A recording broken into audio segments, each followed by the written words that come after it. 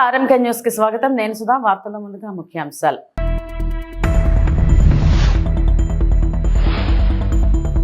ప్రపంచ ఆదివాసీ దినోత్సవంలో పాల్గొన్న ముఖ్యమంత్రి నారా చంద్రబాబు నాయుడు.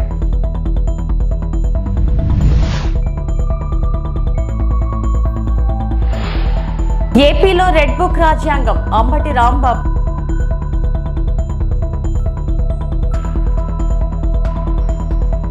రాష్ట్ర ప్రభుత్వం నిర్వాహకం పర్యవేక్షణ లోపం వల్ల హైదరాబాద్ ప్రజలకు తీరని నష్టం. కేటీఆర్ ధ్వజం.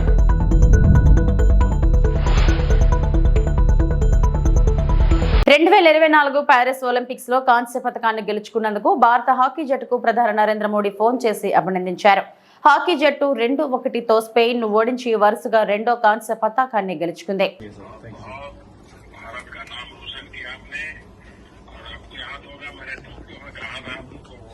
जी सर कि आपने पराजय की पूरी श्रृंखला को तोड़ा है।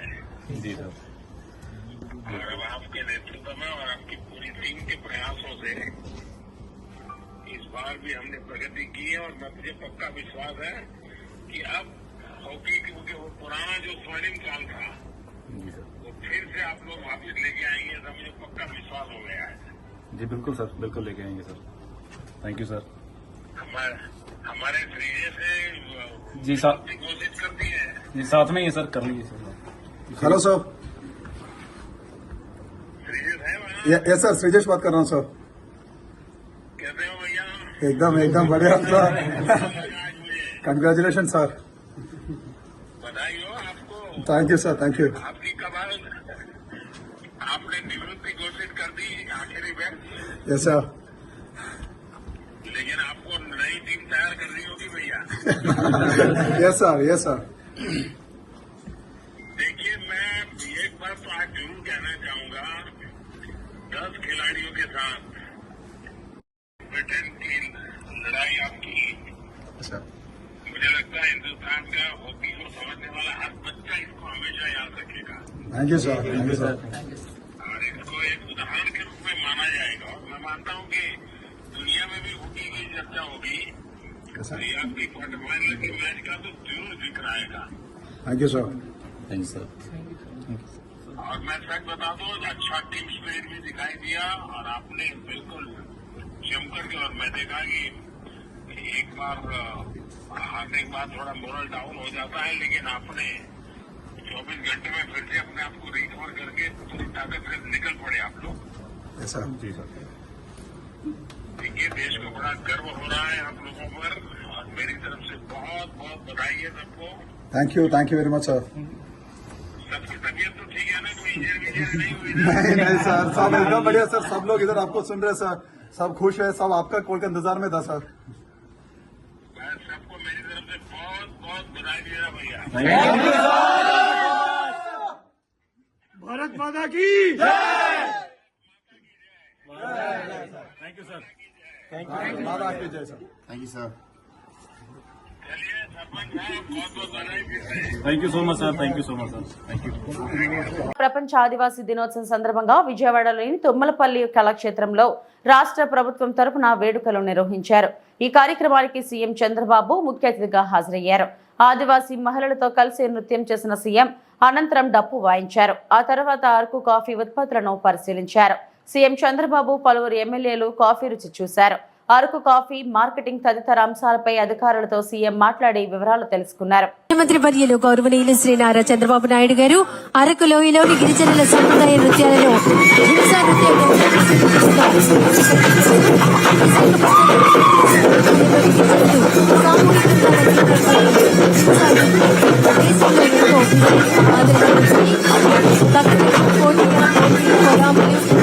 మూకతరులు లాంటి సుమారు 18 గంటలకు చెందిన గిరిజనులు ఈ హింసా నృత్యంలో పాల్గొంటున్నారు. అనంతరం జరుగుతున్నటువంటి సీతంపేట కళాకారులచే జాతర నృత్యం గౌరవ రాష్ట్ర ముఖ్యమంత్రి వర్యులు శ్రీ నారా చంద్రబాబు నాయుడు గారు సీతంపేట కళాకారులచే జాతర నృత్యం పాల్గొంటున్నారు.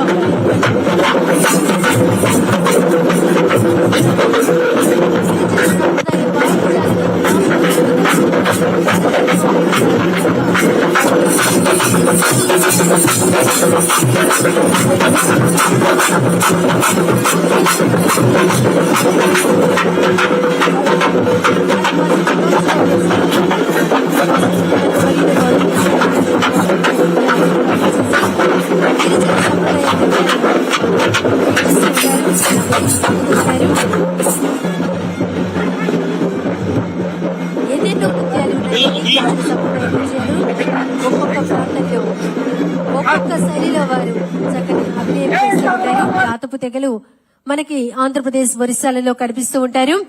వారి ఆచారాలు, వారి సాంస్కృతిక పండుగలు అనేకమైనవి వారు జరుపుకుంటూ ఉంటారు. అనంతరం రాష్ట్ర ముఖ్యమంత్రి వర్యులు శ్రీ నారా చంద్రబాబు నాయుడు గారు గిరిజనులు ఇంకా వెనుకబడి ఉన్నారని సీఎం చంద్రబాబు తెలిపారు.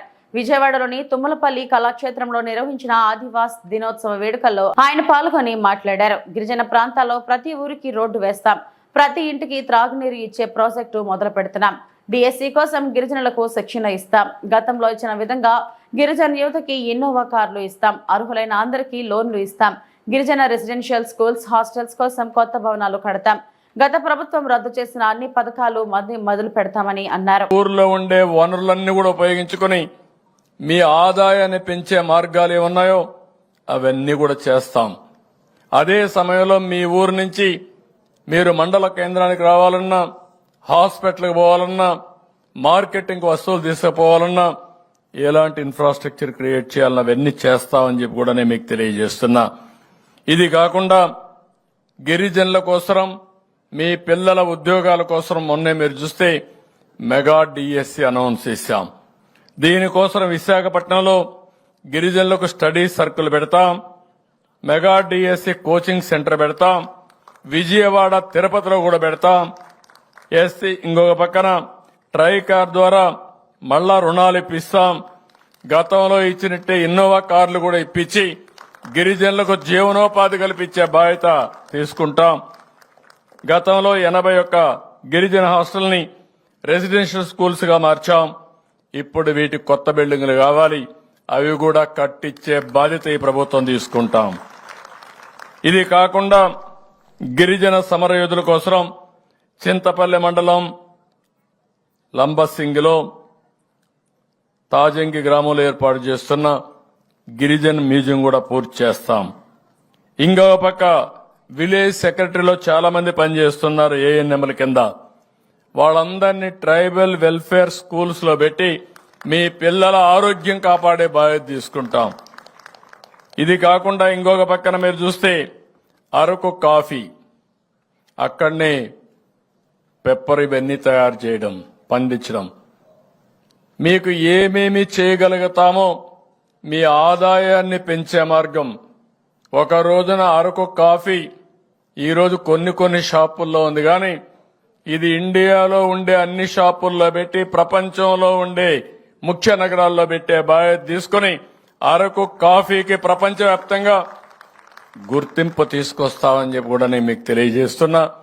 అందుకే ఇప్పుడే చెప్పాను, మొత్తం నాణ్యత ఎట్లా రావాలి, క్వాలిటీ ఎట్లా పెంచాలి, దానికి కావలసినటువంటి మంచి రకమైన కాఫీని ఇంకా ఎట్లా ప్రోత్సహిస్తాం. అక్కడి నుంచి మీరు చూస్తే ఆ కాఫీని ఏ విధంగా మ్యానుఫ్యాక్చరింగ్ గా చేయాలి, కాఫీ పౌడర్ గా చేయాలి, అదే సమయంలో దీన్ని మార్కెటింగ్ ఎట్లా చేయాలో చేస్తాం. దీనివల్ల మీ ఆదాయం వాణిజ్య పంటల కంటే ఎక్కువ వచ్చే అవకాశం ఉంటుంది. ఇది కూడా చేస్తామని చెప్పి కూడా నేను మీకు తెలియజేస్తున్నా. ఇంకో పక్క మీ ప్రాంతంలో ఉండే సహజమైన పంటలు, ఎక్కడ కూడా ఎరువు గాని క్రిమి సంహారక మందు వాడనటువంటి ఆర్గానిక్ పంటలు మీరు ఏర్పాటు చేస్తున్నారు. దాన్ని కూడా ఉపయోగించుకుని అవసరమైతే బిస్కెట్స్ తయారు చేసి ఇక్కడ బిస్కెట్స్ గాని మిగిలిన ఇక్కడ ఏమేం చేయగలుగుతాం అన్ని చేసి మార్కెటింగ్ కూడా ఎస్టాబ్లిష్ చేస్తామని చెప్పి కూడా నేను మీకు తెలియజేస్తున్నా. గిరిజన ప్రాంతాల్లో మీరు తయారు చేసే వస్తువుల్ని ఓఎన్డీసీ ప్లాట్ఫామ్ ద్వారా డైరెక్ట్ గా వినియోగదారులకు మీరే అమ్మే ఏర్పాటు చేస్తాం. అంటే ఈరోజు మీ ఊర్లో ఉంటారు, ఈ ప్లాట్ఫామ్ లో మీరుంటే ఎవరు హైదరాబాద్ లో కావాలన్నా, బెంగళూరులో కావాలన్నా మీ ఊర్లో ఉత్పత్తి చేసినటువంటి ఒక తేనె నేరుగా వాళ్ళకి అమ్మే ఏర్పాటు వస్తుంది, ఆ షాప్కి అమ్మే ఏర్పాటు వస్తుంది. దానికి కూడా శ్రీకారం చుడతామని చెప్పి కూడా నేను మీకు తెలియజేస్తున్నా. 2191 ఎస్టీ గ్రామాలకు రోడ్డు సౌకర్యం లేదు. ఇవన్నీ కూడా రోడ్డు కనెక్టివిటీ ఇచ్చే బాధ్యత తీసుకుంటా. ప్రతి ఒక్క గిరిజన గ్రామానికి కనెక్టివిటీ ఇప్పిస్తాం. దగ్గర 16,816 గిరిజన నివాస ప్రాంతాలకి తాగునీళ్లు లేవు. 2,373 కోట్ల రూపాయలు ఖర్చు పెట్టి ప్రతి ఒక్క ఇంటికి కొళాయి ద్వారా నీళ్లు ఇప్పించే బాధ్యత తీసుకుంటాం. ఇది కాకుండా ఈరోజు జీవో నెంబర్ 3 ఉంది. ఎలక్షన్స్ కూడా ఉన్నాయి విశాఖపట్నంలో. నేను ఆ విషయం కానీ కొన్ని ఉద్యోగాల విషయాలు మాట్లాడలేకపోతున్నా. నాకు బాగా గుర్తుంది, నేనే తీసుకొచ్చిన జీవో అది. దాన్ని ఏ విధంగా మళ్ళా మీ పిల్లల కోసం ఏం చేయాలో అన్ని విధాలా చేస్తామని చెప్పి కూడా నేను మీ అందరికి హామీ ఇస్తున్నా. విజయవాడలో భారత రాజ్యాంగ నిర్మాత డాక్టర్ బిఆర్ అంబేద్కర్ విగ్రహం మీద జరిగిన దాడిని తీవ్రంగా ఖండిస్తున్నామని మాజీ మంత్రి వైఎస్ఆర్సీపీ సీనియర్ నేత అంబటి రాంబాబు అన్నారు. ఈ విషయంపై అంబటి శుక్రవారం మీడియాతో మాట్లాడారు. రాష్ట్రంలో కూటమి ప్రభుత్వం ఏర్పడినప్పటి నుంచి అనేక దాడులు జరిగాయి. ఇప్పటి వరకు దివంగత ముఖ్యమంత్రి వైఎస్ రాజశేఖర రెడ్డి విగ్రహాలపై వైసీపీ ప్రభుత్వంలో ఏర్పాటు చేసిన శిలా ఫలకాలపై టీడీపీ నేతలకు దాడులకు పాల్పడ్డారు. తాజాగా భారత రాజ్యాంగ నిర్మాత విగ్రహంపైనే దాడికి పాల్పడ్డారు. దేశం మొత్తం భారత రాజ్యాంగ నిర్మాత డాక్టర్ బిఆర్ అంబేద్కర్ రచించిన రాజ్యాంగం నడుస్తుంటే ఆంధ్రప్రదేశ్లో మాత్రం నారా లోకేష్ తీసుకొచ్చిన రెడ్ బుక్ రాజ్యాంగం నడుస్తుందని మండిపడ్డారు. చేష్టలు కానీ సంఘటనలు కానీ చూస్తున్నప్పుడు ఇది ఒక ఆటవిక రాజ్యంగా ఉన్నది తప్ప ప్రజాస్వామ్యంగా లేదు. ఇది బాబాసాహెబ్ అంబేద్కర్ రచించిన రాజ్యాంగం ప్రకారం దేశమంతా నడుస్తూ ఉంటే ఆంధ్రప్రదేశ్ మాత్రం రెడ్ బుక్ రాజ్యాంగం నడుస్తూ ఉన్నట్టుగా అర్థమవుతా ఉన్నది. నిజంగా బాబాసాహెబ్ అంబేద్కర్ని గుర్తుపెట్టుకొని జగన్మోహన్ రెడ్డి గారు ముఖ్యమంత్రి అయిన తర్వాత ఒక ఆలోచన చేసి ఒక స్మృతివనాన్ని నిర్మించాలనేటువంటి ఉద్దేశంతో ప్రభుత్వం తరపున 125 అడుగుల ఎత్తు కలిగినటువంటి అంబేద్కర్ విగ్రహాన్ని విజయవాడ నడిబొడ్డులో ఎంతో వ్యయ ప్రయాసాల కోర్చి ప్రభుత్వం దాన్ని నిర్మించింది, ఘనంగా ప్రారంభించింది. మనం విజయవాడలో ప్రవేశించేటప్పుడు మొదటిగా తల ఎత్తి చూస్తే కనపడేది బాబాసాహెబ్ అంబేద్కర్ విగ్రహం. అలాంటి విగ్రహాన్ని ఆవిష్కరించి ప్రారంభించినటువంటి జగన్మోహన్ రెడ్డి గారిని కొనియాడవలసినటువంటి ప్రజాస్వామ్య దేశంలో నాకు అర్థం కాల. రాత్రిపూట లైట్లు ఆర్పేసి, చాలా పోలీస్ బందోబస్తు ఉంటుంది ఆ స్మృతివనానికి, లైట్లు ఆర్పేసి దుండగుల్లాగా ప్రవేశించి వాటిని తొలగించేటటువంటి కార్యక్రమం చేశారు ఆ గుర్తు తెలియని వ్యక్తులు. అంటే వారు ఖచ్చితంగా తెలుగుదేశం పార్టీ వారు అని మేము ఇవాళ ఆరోపిస్తున్నాం. చంద్రబాబు నాయుడు గారి ప్రమేయంతో, లోకేష్ గారి ప్రమేయంతోనే ఈ సంఘటన జరిగింది. అలా జరగలేదు. ప్రభుత్వానికి సంబంధం లేదు, చంద్రబాబు నాయుడు గారికి సంబంధం లేదు, లోకేష్ గారికి సంబంధం లేదు. అయితే దాన్ని ఖండించాలి. ఖండించి మళ్ళా జగన్మోహన్ రెడ్డి గారి పేరుని అక్కడ మళ్ళా ప్రతిష్ఠింప చేయాలి. అలా చేసిన రోజును మాత్రమే ఇవాళ ఈ ప్రభుత్వం మీద ఉన్నటువంటి మరక పోతుంది. నేను చూస్తున్నా చాలా చోట్ల సెక్రటేరియట్లు ప్రారంభించారు జగన్మోహన్ రెడ్డి గారు, లేదా మరొక అభివృద్ధి కార్యక్రమాలు ప్రారంభించారు. వాటన్నిటినీ పగలగొడుతున్నారు, వాటన్నిటి మీద దాడి చేస్తున్నారు. ఏమిటి అన్యాయం అని అడుగుతా ఉన్నా, ఏమిటి ఆటవిక రాజ్యం అని అడుగుతా ఉన్నా. జవహర్లాల్ నెహ్రూ గారు నాగార్జున సాగర్ నిర్మాణం చేసి ప్రారంభించారు. ఇవాళకి వెళ్ళినా అక్కడ జవహర్లాల్ నెహ్రూ గారి పేరు ఉంటుంది. పాల్గొట్టేస్తారా? మోడీ గారు వచ్చారు కాబట్టి పాల్గొట్టేస్తారా? లేదు, చంద్రబాబు నాయుడు గారు ప్రారంభించిన సంఘటనలు చాలా ఉన్నాయి, అవన్నీ పగలగొట్టేస్తారా? పగలగొట్టేయాలా? ఏమిటి దారుణమైనటువంటి ఒక సాంప్రదాయాన్ని ఇవాళ తెలుగుదేశం పార్టీ అధికారంలోకి వచ్చిన తర్వాత తీసుకొచ్చారు. ఇది చాలా దురదృష్టకరమైనటువంటి సంఘటన. జగన్మోహన్ రెడ్డి గారు ప్రారంభించినందుకు మీకు కోపమా, లేక అంబేద్కర్ గారి విగ్రహం అంతెత్తున ఉందని ఓర్వలేని కోపమా? చెప్పాలి అని అడుగుతా ఉన్నా. ఇవాళ ఆ స్మృతివనంలోకి ప్రవేశించి జగన్మోహన్ రెడ్డి గారి అక్షరాలను తొలగించే ప్రయత్నం చేశారు అంటే అది జగన్మోహన్ రెడ్డి గారి మీద దాడి కాదు, అది బిఆర్ అంబేద్కర్ విగ్రహం మీద, స్మృతివనం మీద దాడిగా భావించాలి. ప్రజాస్వామ్యవాదులందరూ ముఖ్యంగా అంబేద్కర్ విధానం పట్ల విశ్వాసం ఉన్నటువంటి ప్రతి ఒక్కరూ దీన్ని ఖండించాలి. సుంకిశాల ప్రాజెక్టు పై రాష్ట్ర ప్రభుత్వం అసత్య ప్రచారం చేస్తుందని బీఆర్ఎస్ వర్కింగ్ ప్రెసిడెంట్ మాజీ మంత్రి కేటీఆర్ మండిపడ్డారు. హైదరాబాద్ కు 50 ఏళ్ల తాగునీటి అవసరాలకు సరిపడేలా ప్రణాళికలు చేశామన్న ఆయన కాంగ్రెస్ అధికారంలోకి వచ్చిన తర్వాత ప్రాజెక్టును నిర్లక్ష్యం చేశారని ధ్వజమెత్తారు. సుంకిశాల ప్రాజెక్ట్ డ్యామేజ్ పై శాసనసభలో ఎందుకు ప్రకటన చేయలేదని ప్రశ్నించారు. సుంకిశాలకు పునర్జీవనం తెచ్చిందే బీఆర్ఎస్ ప్రభుత్వం అన్న కేటీఆర్, నాగార్జున సాగర్ లో డెడ్ స్టోరేజ్ ఉన్న హైదరాబాద్ కు నీటి కష్టాలు రావని స్పష్టం చేశారు. చాలా డీటెయిల్డ్గా ఏ రకంగా రాష్ట్ర ప్రజల సంపద, కోట్లాది రూపాయల సంపద ఏ రకంగా నీట మునిగిందో ఇవన్నీ కూడా చాలా వివరంగా, చాలా వివరణాత్మకంగా ప్రజల దృష్టికి అన్ని పత్రికలు కూడా తీసుకొని వచ్చినాయి. అయితే ఈ సుంకిశాల గురించి వివరంగా మీకు చెప్పాల్సిన బాధ్యత ప్రధాన ప్రతిపక్షంగా, ముఖ్యంగా ఈ ప్రాజెక్టును ముందుకు తీసుకుపోయిన పార్టీగా మా అందరి మీద ఉందని మేము అనుకుంటా ఉన్నాం. హైదరాబాద్ తాగునీటి అవసరాల కోసం ఈ ప్రతిపాదన కొత్తది కాదు. హైదరాబాద్ తాగునీటి అవసరాలు భారతదేశంలో ఉన్న మహానగరాల్లో వేగంగా ఎదిగి మొత్తం ఒక విశ్వనగరంగా ఎదిగే సత్తా ఉన్న నగరం హైదరాబాద్ అనే సంకల్పంతో గతంలో కోట్ల విజయభాస్కర్ రెడ్డి గారు ముఖ్యమంత్రిగా ఉన్నప్పుడు 91, 92 ఆ ప్రాంతంలో అనుకుంటా ఈ ప్రాజెక్టుకు ఆనాడు ప్రతిపాదన చేయడం జరిగింది అప్పటి కాంగ్రెస్ ప్రభుత్వం. తదనంతరం ఈ ప్రాజెక్టుకు శంకుస్థాపన కూడా జరిగింది. జరిగితే అప్పుడు నల్గొండ జిల్లా రైతులు మా సాగునీటి అవసరాలు తీరకుండా కృష్ణా జలాలను మీరు ఎట్లా తీసుకొని పోతారు తాగునీటి కోసం, హైదరాబాద్ కోసం అంటూ ఆనాడు పెద్ద ఎత్తున ఆందోళన చేసినారు. పోలీస్ కాల్పులు కూడా జరిగినాయి. జరిగితే ఆ రోజుల్లో రైతులు చాలామంది గాయపడ్డారు. అక్కడ జరిగిన ఘర్షణల్లో నాకు గుర్తున్నంత వరకు సబ్జెక్టు కరెక్షన్ ఒక సబ్ ఇన్స్పెక్టర్ కూడా చనిపోయాడు. అంత బీభత్సమైన పోరాటం ఆనాడు నల్గొండ జిల్లాలో జరిగింది.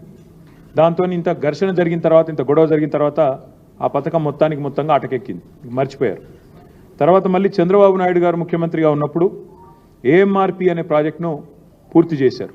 ఎలిమినేటి మాధవరెడ్డి గారి పేరు మీద ప్రాజెక్టు పెట్టి దాన్ని పూర్తి చేసినప్పుడు మళ్ళీ తాగునీరు హైదరాబాద్కి ఇవ్వాలి సుంకిశాల నుండి అనే ప్రతిపాదన మళ్ళీ మీదకి వచ్చింది.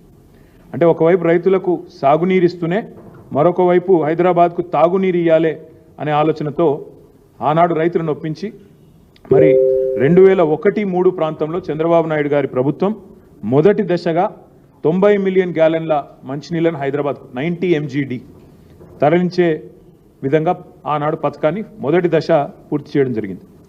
ఆ తర్వాత రాజశేఖర్ రెడ్డి గారి హయాంలో 2-3 దశల్లో కృష్ణా ఫేజ్ 2, ఫేజ్ 3 అని పెట్టి 90 MGD చొప్పున మళ్ళీ ఒక 180 MGDని మళ్ళీ తెర మీదకి తీసుకొస్తే ఆ రోజు అప్పుడున్న పరిస్థితుల్లో రైతులు మళ్ళీ మాకు ఈ ప్రభుత్వం మీద నమ్మకం లేదు, మా తెలంగాణ వస్తుంది, వచ్చినాక ఆనాడు తీసుకుంటామని చెప్పి రైతులు ఆందోళన చేయడంతో మళ్ళీ వెనక్కిపోయింది. ఆ తర్వాత హైదరాబాద్ మహానగరం విస్తరిస్తూనే ఉంది గత దశాబ్దాలుగా. ముఖ్యంగా గత దశాబ్దంలో అయితే బ్రహ్మాండంగా విస్తరించింది. హైదరాబాద్ పెరుగుతున్న నీటి అవసరాలు, తాగునీటి అవసరాలను దృష్టిలో పెట్టుకొని పెద్దలు కేసీఆర్ గారు మరి ఒకవైపు వాయువేగంతో సాగునీటి ప్రాజెక్టులు కడుతూ విజయవాడలో వైఎస్ జగన్మోహన్ రెడ్డి ప్రభుత్వంలో నిర్మించిన అంబేద్కర్ స్మృతివనంపై రాజకీయ దాడి, కక్షతో వైఎస్ జగన్ పేరు తొలగింపు, రాత్రి వేళ లైట్లు ఆపేసి దుశ్చర్య. తన హయాంలోనే ప్రాజెక్టుకు ఆలోచన చేసి నిర్మించి తన చేతుల మీదుగా ప్రారంభించిన వైఎస్ జగన్మోహన్ రెడ్డి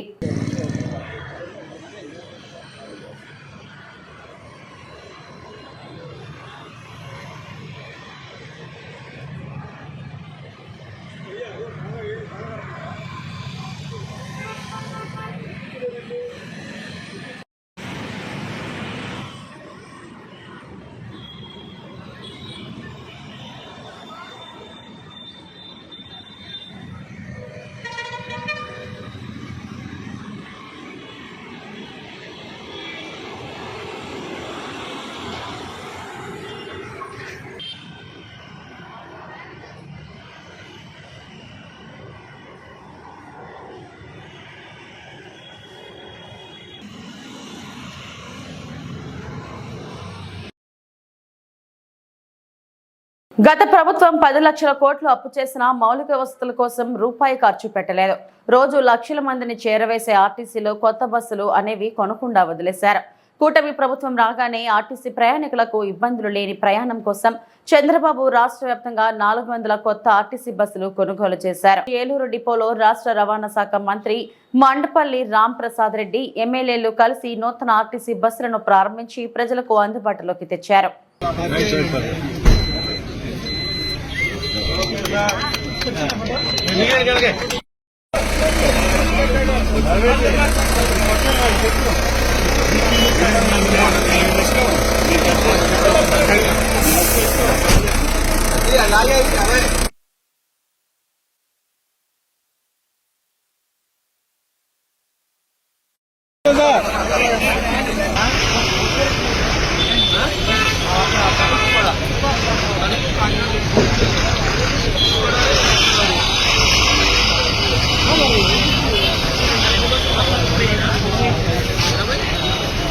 ఈ కార్యక్రమానికి ఇచ్చేసిన మా సహచర శాసనసభ్యులు పెద్దలు నిజమైన ప్రభాకర్ గారికి అలాగే చైతి గారికి, రోషన్ గారికి, ఆర్డీఓ గారికి, వేదిక పైన ఉన్న ఆర్ఎం గారికి, ఈడీ గారికి ప్రతి ఒక్కరికి ధన్యవాదాలు.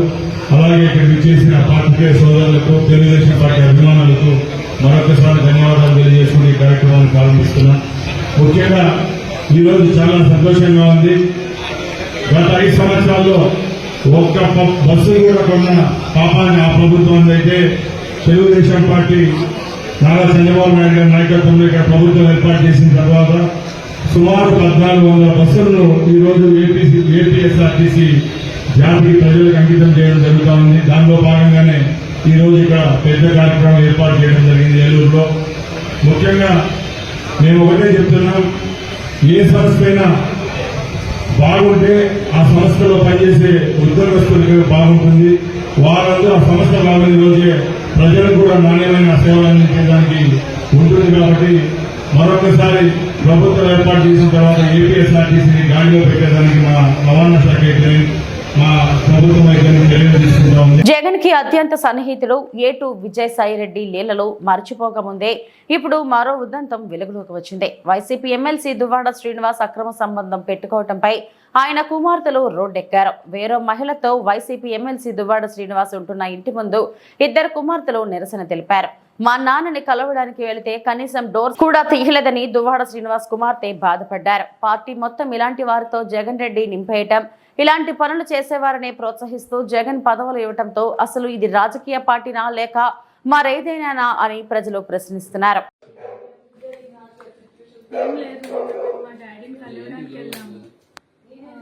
ఆయన డోర్స్ అవన్నీ లాక్ చేసుకొని లోపల ఉన్నారు. ఆ లేడీ కూడా అక్కడే ఉంది.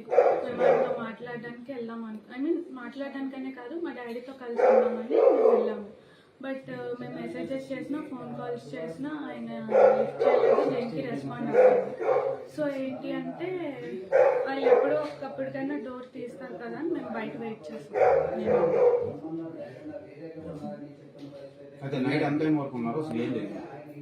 నైట్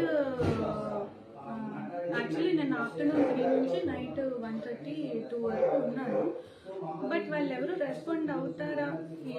రెస్పాండ్ అవుతారేమో అని మేము వెయిట్ చేసాం. అట్లీస్ట్ మా డాడీ అయినా నా పిల్లలు బయట ఉన్నారు కదా, లోపల పిలుస్తారనేమో అయినా వెయిట్ చేసాం. బట్ ఏం రెస్పాన్స్ లేదు. ప్రధాన కారణం ఏంటి మీ ఫాదర్ రెస్పాన్స్ ఆ లేడీ ఆమెతో ఉండడమే రెస్పాండ్ అవుతుంది. చాలా మంత్స్ అవుతుంది. లాస్ట్ ఇయర్ నుంచి దూరంగానే ఉంటాం. ఈ మధ్యకాలంలో మీరు కలవడానికి వెళ్ళాం. లాస్ట్ ఇయర్ వినాయక చవితి అప్పుడు మాట్లాడడానికి వెళ్ళాం. అప్పుడు మా డాడీ వాళ్ళ బ్రదర్ అండ్ వాళ్ళ మదర్ ఏం చేశారంటే మమ్మల్ని లోపలికి రానివ్వకుండా మేమేదో వాళ్ళకి అటాక్ ఇస్తున్నాం అన్నట్టు క్రియేట్ చేసి మా డాడీతో కలవనివ్వకుండా చేశారు. సో ఆ తర్వాత మళ్ళీ మేము ఫోన్లో మెసేజెస్లో కాంటాక్ట్లో ఉన్నాం కానీ ఆయన ఏం రెస్పాండ్ అవ్వలేదు. సో నేను వెళ్ళాం కలవడానికి. అనకాపల్లి జిల్లా మాకవరపాలెం మండలం కొండల అగ్రహారం సమీపంలో బ్రహ్మదసాత్తు ఏలేరు కాలువలో పడి వివాహిత కోటిపల్లి పాపరత్నం మృతి చెందింది. పెందుర్తి నుంచి తన భర్త నాగేశ్వరరావుతో కలిసి నర్సీపట్నం వ్యక్తిగత పనులపై వచ్చిన వారి తిరుగు ప్రయాణంలో జరిగిన ఘటన. రోడ్డుపై పాము కనిపించడంతో పక్కకు వెళ్లే క్రమంలో మోటార్ సైకిల్తో పాటు ఏలేరు కాలువలోకి పడిపోయిన దంపతులు. ఈత రావడంతో ప్రమాదం నుంచి బయటపడ్డ నాగేశ్వరరావు మృతి చెందిన భార్య స్థానికుల సహకారంతో మృతదేహం వెలికితీత కేసు నమోదు చేసి దర్యాప్తు చేస్తున్నట్లు ఎస్ఐ రామకృష్ణ తెలిపారు. నిన్న సుమారు రాత్రి 8 గంటల సమయంలో 8వ తేదీన రాత్రి 8 గంటల సమయంలో పెందుర్తికి చెందిన కోటిపల్లి నాగేశ్వరరావు, ఆమె భార్య కోటిపల్లి పాపరత్నం ఇద్దరు కూడా నర్సీపట్నం ఆ సొంత పని మీద వచ్చి తిరుగు ప్రయాణంలో మాకవరపాలెం మండలం కొండల అగ్రహారం ఏలేరు కాలువ బ్రిడ్జ్ దగ్గర చేరుకునేసరికి వాళ్ళకి రోడ్డుకి అడ్డంగా ఒక పాము వచ్చింది. ఆ పాముని తప్పించబోయే క్రమంలో ఈయన రోడ్డుకి ఎడం వైపున తన బండిని నడిపించడం జరిగింది. ఆ నడిపించే క్రమంలో ఆ ఏలేరు కాలువ గట్టు నుంచి ఆ కాలువలోకి ప్రమాదవశాత్తు ఇద్దరు భార్యాభర్తలు బండితో పాటు పడిపోయారు. ఆ సమయంలో ఈయనకి ఈత రావడం వల్ల ఈయన ఈత కొట్టుకుని ఒడ్డుకి చేరుకున్నాడు. ఆ భార్యకి ఈత రాదు, ఆవిడ మునిగిపోయి చనిపోవడం జరిగింది. ఆ సమయంలో అక్కడే ఉన్న ఒక ఇద్దరు స్థానికుల సహాయంతో వెతికి ఈ భర్త కూడా ముగ్గురు కలిసి ఆ బాడీని ఒడ్డుకు చేర్చడం జరిగింది. అప్పటికే ఆమె మృతి చెందింది. దీని మీద రిపోర్ట్ తీసుకున్నాం, ఎంక్వైరీ చేస్తున్నాం. ఆ దర్యాప్తు జరిపి కేసుని ఫైనలైజ్ చేయడం జరుగుతుంది. లేదు, ఆ కేసు మృతి మీద ఎటువంటి అనుమానాలు లేవండి. ప్రమాదవశాత్తు నీటిలో మునిగిపోయి చనిపోవడం జరిగింది. అవి ఏమి అలాంటివి ఏమీ మా దృష్టికి రాలేదు. ప్రస్తుతానికి ఈ కేసు విషయంలో అయితే ఎటువంటి అనుమానాలు లేవండి. లేదు, అటువంటి అనుమానాలు ఏమి లేవు. ఇది పూర్తిగా ప్రమాదవశాత్తు జరిగింది ఇన్సిడెంట్ మాత్రం. అంటే వాళ్ళకి ఏమైనా ఉండొచ్చు, ఇన్సిడెంట్కి వాళ్ళ దీనికి ఏం సంబంధం లేదు. వాళ్ళ మధ్య ఏమున్నా సరే ప్రస్తుతానికి ప్రమాదవశాత్తు జరిగిన సంఘటన ఇది. ఎన్టీఆర్ జిల్లా విజయవాడ ప్రకాశం బ్యారేజ్కి ఇన్ఫ్లో 2,67,111 క్యూసెక్లు ఉండగా కాలువలకు 13,991 క్యూసెక్ల నీటిని ఇస్తున్నారు. బ్యారేజీ 60 గేట్లు 6 అడుగుల మేర, 10 గేట్లు 5 అడుగుల మేర ఎత్తి 2,53,120 క్యూసెక్ల నీటిని సముద్రంలోకి విడుదల చేస్తున్నారు. ఈ నేపథ్యంలో అధికారులు లోతట్టు ప్రాంతాల ప్రజలను, కృష్ణానది పరివాహక ప్రాంతాల ప్రజలను అప్రమత్తం చేశారు. పునరావాస కేంద్రాలను ఏర్పాటు చేశారు. నాటు పడవలతో నదిలో ప్రయాణించవద్దని, వరద నీటిలో ఈతకు వెళ్లడం, చేపలు పట్టడం లాంటివి చేయరాదని ప్రజలను హెచ్చరించారు.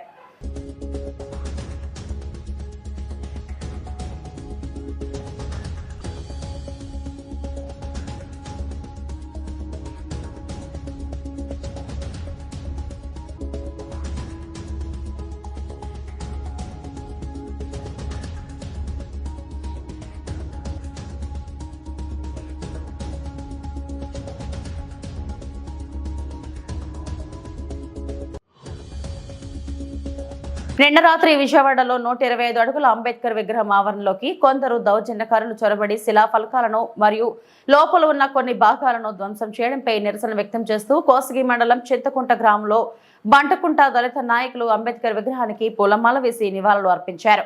రాష్ట్ర ప్రభుత్వం ఈ పని చేసిన మూర్ఖులను వెంటనే అరెస్టు చేయాలని, ఈ విషయంలో ప్రతి గ్రామంలో దళిత బిడ్డలు వెంటనే స్పందించాలని కోరారు. ధ్వంసం చేసిన దుండగులను కఠినంగా శిక్షించాలని డిమాండ్ చేశారు.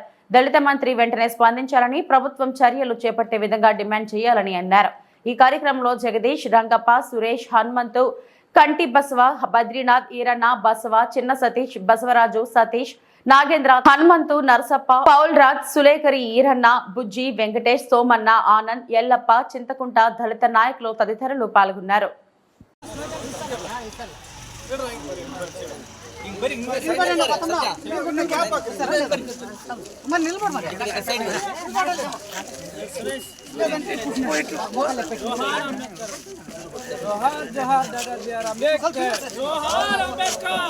గట్టిగా చేయాలి. బిఆర్ అంబేద్కర్ పైన దాడి చేసిన వారిని అరెస్ట్ చేయాలి. బిఆర్ అంబేద్కర్ గారిని దాడి చేసిన వారిని